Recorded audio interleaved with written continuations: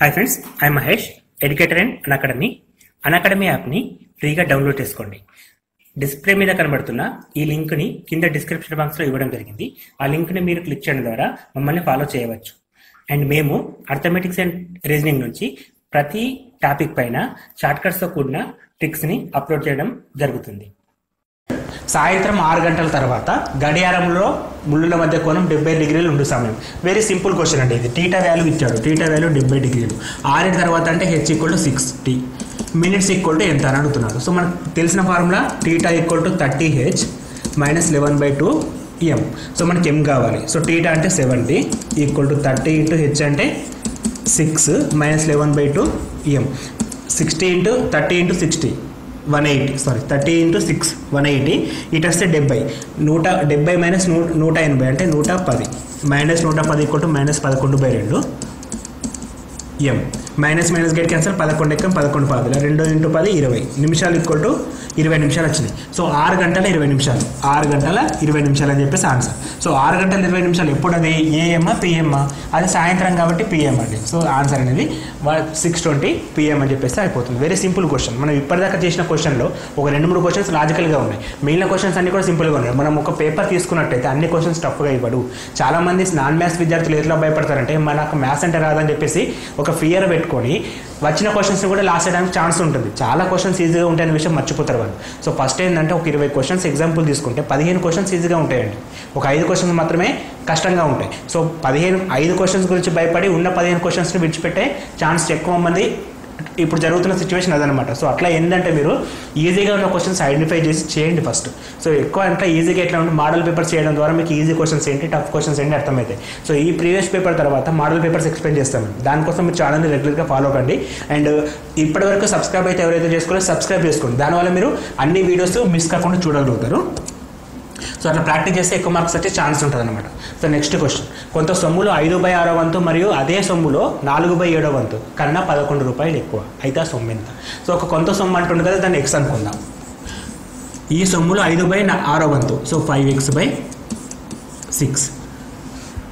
అదే సొమ్ములో 4/7 వంతు, 4x/7, 11 రూపాయలు ఎక్కువ. దేనికంటే ఏది ఎక్కువ అనేది ఇంపార్టెంట్. ఇక్కడ ఏది నుంచి అయితే చేస్తాసో చూడాలి. సో కొంత సొమ్ములో 5/6 వంతు మరియు అదే సొమ్ములో 4/7 వంతు కన్నా అంటే దీనికన్నా ఇది ఎక్కువ. సో 5x - 6/4x - 7 = 11 రూపాయలు.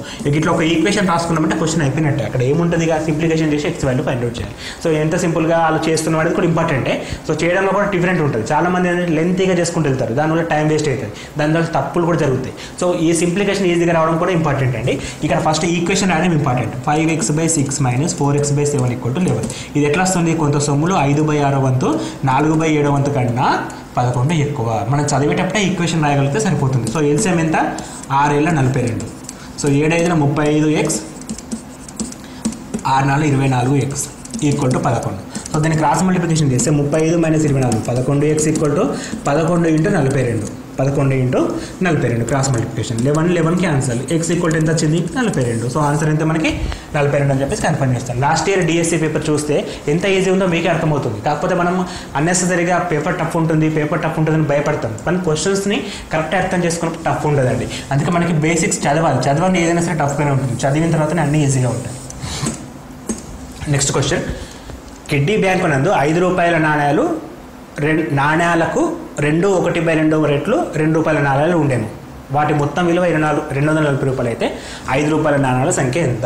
సో 5 రూపాయల నాణ్యాలు అడుగుతున్నాం. సో ఫస్ట్ ఏంటంటే కిడ్నీ బ్యాంకులో మొత్తం ఎంత? 5 రూపాయల నాణ్యాలు x ఉన్నాయి అనుకుందాం, 2 రూపాయల నాణ్యాలు y ఉన్నాయి అనుకుందాం. ఇది 5 రూపాయల నాణ్యాల సంఖ్య, ఇది 2 రూపాయల నాణ్యాల సంఖ్య. 5 × x + 2 × y = 240 రూపీస్ ఉన్నాయి. ఇది ఫస్ట్ కండిషన్.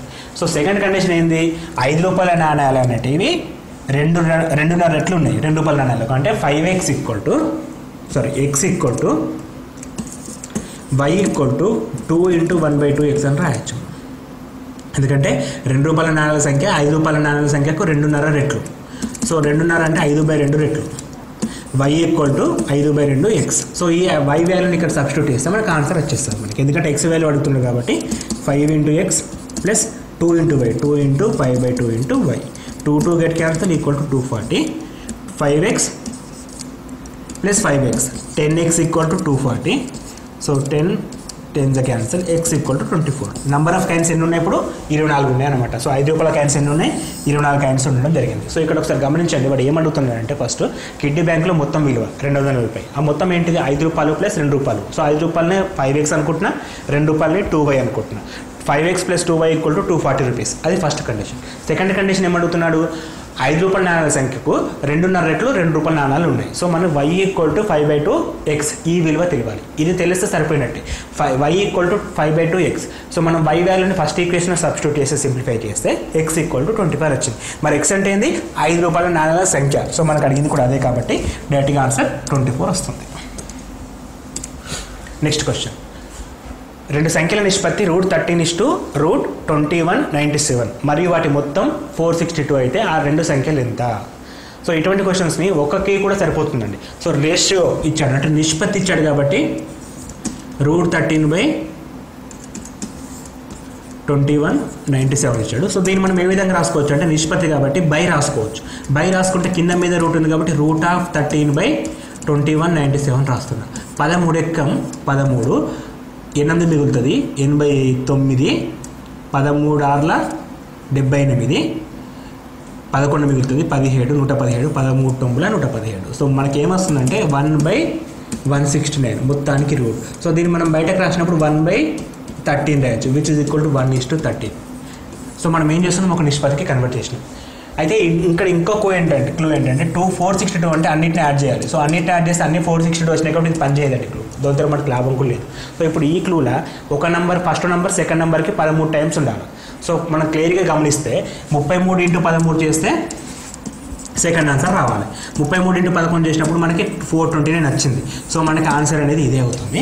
సో అదేవిధంగా ఇది × 13 చేస్తే ఇది రాదు, ఎందుకంటే 3 రెట్లు 6, ఇక్కడ ఏముంది 4 ఉంది.